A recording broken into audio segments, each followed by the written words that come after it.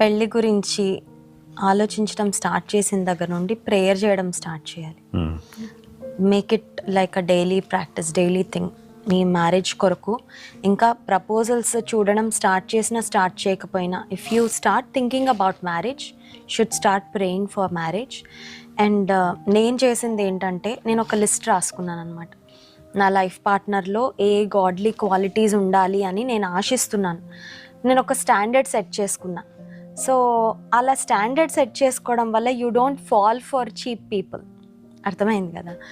Less standard ఉన్న వాళ్ళు, many people can approach you and say, oh I feel you are the one for me, I think మనకి set అవుతే బాగుండు అని.